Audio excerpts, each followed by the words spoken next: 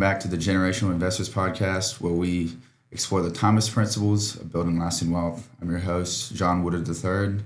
We're back here this week with President and Founder of Woodard & Company, John Woodard. And this week, we're diving into one of our two methods of how we invest for clients. So this one specifically pertaining to stocks, and it is our market leader stock portfolio. And just get into it, we will talk about the history of it, what's behind it, what our philosophy is behind selections, our buys and sells, and we cannot go into specifics about the performance of anything. But just beginning out here, I mentioned there are two different forms of investing that we do for clients. Our one here is the market leaders, and our second is tactical asset allocation. That's something just we want to touch a little bit briefly on. But yeah, thank you for joining us again today, by the way. I started Woodard & Company with market leaders in 1985, and I'll detail that more in a second. But starting later on in about 1990-91, a guy named Markowitz came out with something called efficient frontier theory, in which he showed we know that performance can be quantified. We can say, the S&P is average 10%, what have you, over the period, but risk can be quantified as well. And risk of a portfolio versus an indice, for example, like the S&P 500 or the Barclays Ag for bonds. And so when we got efficient frontier theory and portfolio theory, we were able to look at various asset classes and allocate money relative to an individual's risk tolerance. Say a certain amount in bonds, a certain amount of stocks, and so forth. And to do that, we use no-load mutual funds, specifically institutional class shares or exchange-traded funds, ETFs. So what it enabled us to do was take people who came in and said, I don't want to be all in the stock market. I want to have some. We could actually quantify the risk and say, hey, this is if you put this much in bonds, it reduces your volatility X amount and this type of thing. So that's tactical asset allocation. We also use our expectations for performance for style, whether it's growth or value, our expectations for performance in equities, large cap, mid cap, small cap, international, or our expectation for allocation relative to term maturity for fixed income and also quality. So we might have a period we have a lower, maybe some triple Bs in the portfolio, or other times we want just triple As. And also there are times, for example, in 2021, looking at the COVID, looking at a lot of the things, government printing money, we shortened our maturities, and we had no intermediate or long-term maturities. And for the next 3 years, for example, the S&P, the Barclays Ag lost 18%, but that's horrible. It's pretty bad. That's a lot. But that was an intermediate maturity. As interest rates rose sharply, if you recall, during that period. So we were completely short term. So we just made our yield. We got about 5% or so a year in yield. Well, if you look at the differential, losing 18% in the ag, if you just stayed in that versus 15% over the 3 years, that's a 33% differential in your fixed income. That's not too shabby. So you can see, in other words, that's tactical. That's our tactical asset allocation. I'm sorry, I'm getting too deep into this. I know you wanted to do market leaders stock. That's something we'll get into further on a different Okay. conversation, but there's a lot of different things, and it does relate a little bit to market leaders. Yeah. So just getting into it, you said you started Woodard & Company with market leaders. Can you just describe a little background? What made you choose market leaders? Explain to the audience here what market leaders is. Just one quick point I'll have on it is that we typically do between 20 and 50 individual stock holdings in it, and I'll let you go on from there with it. Okay. When I started Woodard & Company in 1985, I wanted to manage the stock portfolio.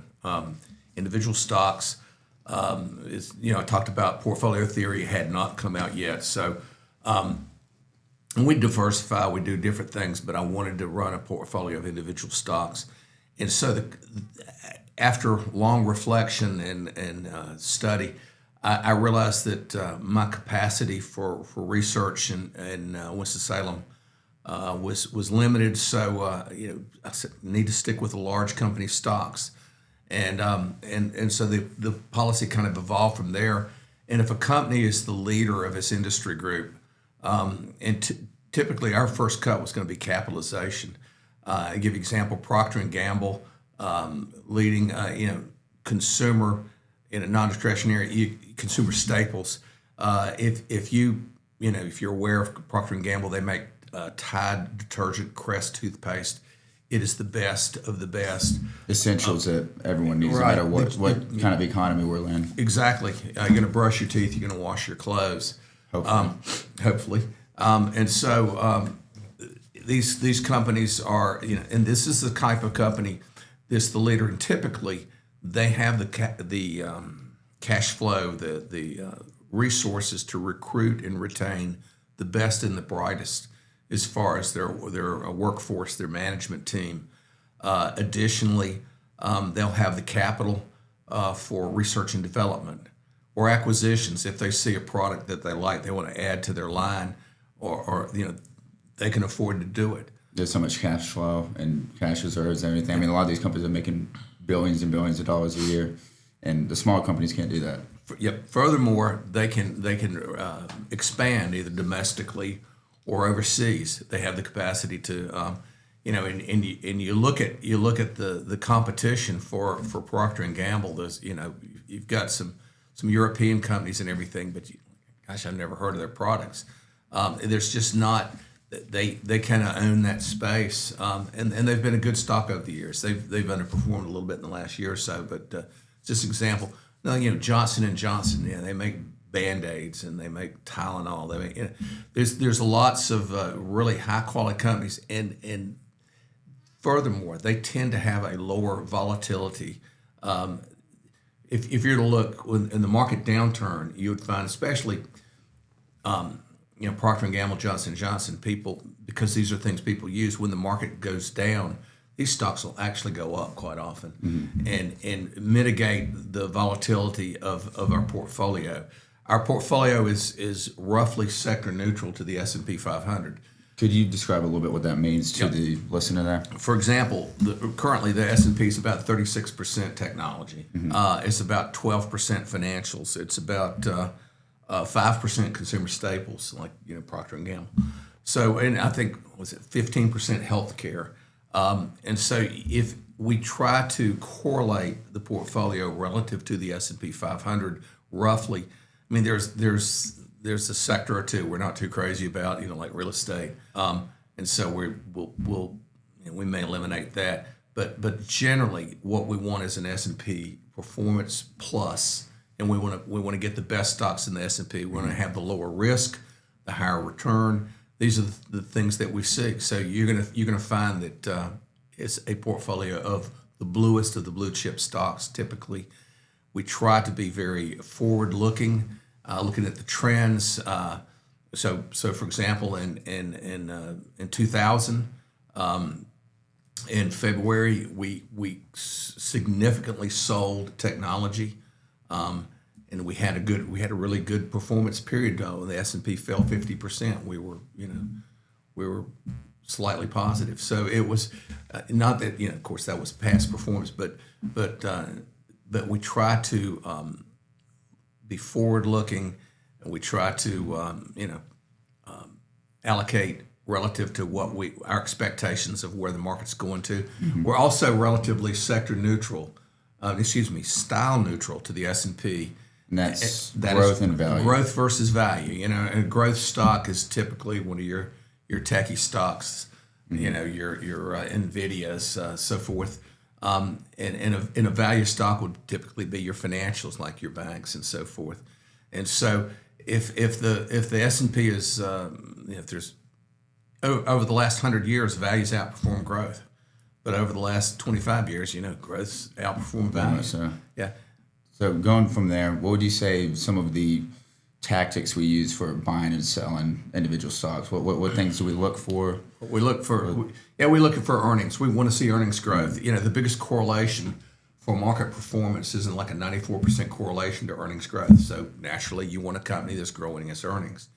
And so we're looking at we'll look at this sector. We're looking at the tech sector, and we'll look at the companies that that are poised for growth. That we want to find a price to earnings multiple, and what I mean by that is the earnings per share of a company. How much they earn. You divide the number of shares in the earnings, you get the earnings per share. And right now, for example, the S&P is trading about 22 times earnings. And the growth rate expectation for the S&P right now is about 28% growth for 2026. Both are way above the historical average, by the way. Absolutely. Especially the EPS growth, because it's about, over a long-term curve, it's about like 8.9% or so, give or take. Yeah. And so this is exponentially more. But the S&P forward earnings is typically, I believe it's between like 16 and 17 average over the past 100 years or so. So it's trading at a premium, but the growth is helping. And that's the reason it's trading at its premium is because the growth, the earnings, the growth expectations for S&P is so high. Mm-hmm. You expect it would, and during periods of contraction, like when I got in the business in the late 70s, early 80s, market traded about 8 times earnings. But we had a 70% federal tax rate, our max tax rate. I mean, we had inflation at 12%. We had unemployment through the roof. I mean, it was, it was. But you could buy some cheap stocks and you could get some good dividend yields too. But right now, dividend yields are terrible. But so, what would trigger a sell in a certain stock? I know each different situation, it's particular to the individual stock, but there's definitely a lot of things. A whole lot of things. What we think about management is probably one of the first cuts. You can look at Coca-Cola we sold Coca-Cola in 97, 98. Roy Gazuda was the president. He was leaving. I think he had cancer, and he raided the company. He took like $600 million out. That stock had averaged like 32% a year for some 25, 30 years. See? That's unreal. Coca-Cola was popular. Yeah, it really is. And there were even books about it because it was so. We sold Coca-Cola at about $75 a share. I don't think, and here we are. Next year will be 30 years since we sold it. I don't think the stock is quite back to where it was where we sold it. Mm. So imagine you had a stock that would have given you 30% a year, but for the last 30 years, you might not even be flat on it. Dang, yeah. I mean, think about it, that's incredible. You'd be about flat, and there's other stories, Sara Lee and others. Management's very big. Management's critical, and you got to look. Making the decisions. So. Yeah, you got to look, and you've got to judge the management team. We owned General Electric, and management was Jack Welch was fantastic, and then you had the guy that came in. I can't remember his name. We watched him. We said, this guy's terrible. We sold the stock. And now we did buy it back. And we sold it for $35. I think we bought it back at like $6. It's crazy. And it's been a good performance. Oh, it's been a phenomenal performer. Yeah. So management, we're looking at naturally, we're going to look at earnings growth expectations, and we want to find those areas of the market, target those areas that have, they're the focus, like right now, artificial intelligence.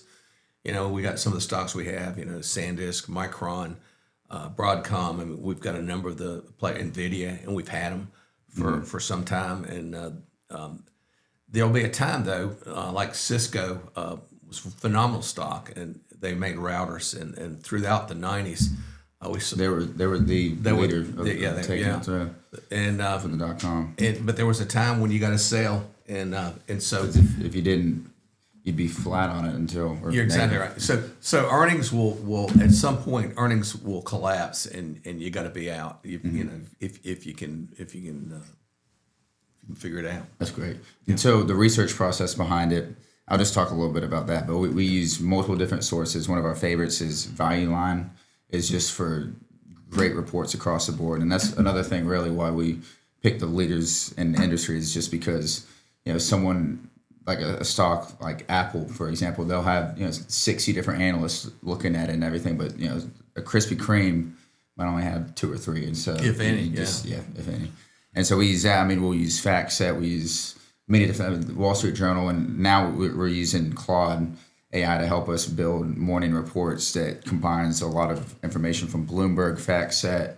FactSet's one that I don't think most people know about, but if you ever read the Wall Street Journal, they'll typically quote specific numbers from FactSet because it is one of the most just up-to-date, sharpest resources to use.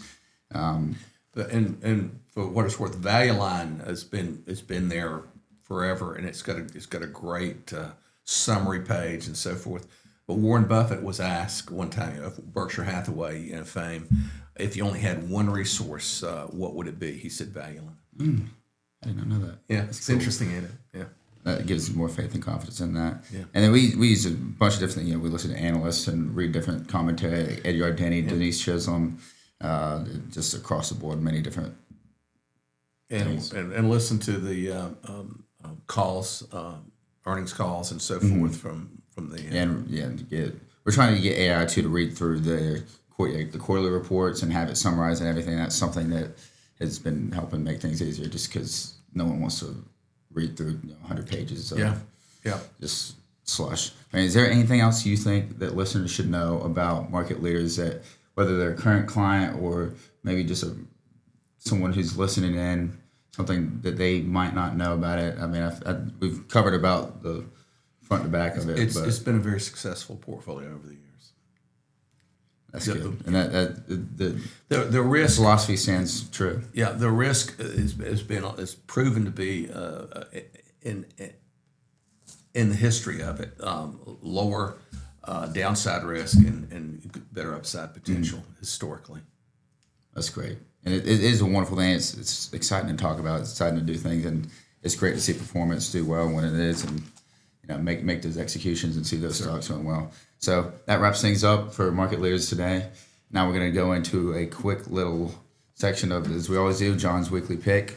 And this week is a restaurant of mine, actually my all-time favorite restaurant across the board, just with the service atmosphere and food. And actually, I was just eating there 2 nights ago. And it is the Charleston Grill in Charleston, located inside the Charleston Place. It's one place that I grew up going there, and it's one that I would recommend. Right now, they're doing a special 1-year residency with a 3-star Michelin chef from a restaurant up in New York City called 11 Matson Park. His name's Daniel Hum. And so I was doing a special fixed course menu and everything this past weekend, so I just had to make it down there this year to try that out. But it's the elegant, classy, the white tablecloths, the service, top-tier service. I mean, we probably had 3 or 4 different servers just coming to change forks and clear the tables and everything. Let me say this. So if he's going to do these picks, I'm going to need to start doing John's weight loss pick because if I eat with him, obviously he runs, he works out. I do less than I used to. He does the triathlons and the ultra marathons and so forth, and I do. I walk down the driveway, but so my pick's going to be. Good weight loss tips. Eat less and don't go out to eat with him. So anyway.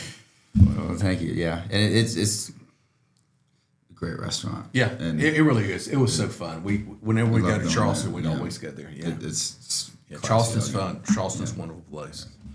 Anyway, so that rounds up today. Thank you for the insights on market leaders, and it's something we'll definitely touch back on over time, and we'll get into tactical asset allocation in due time as well.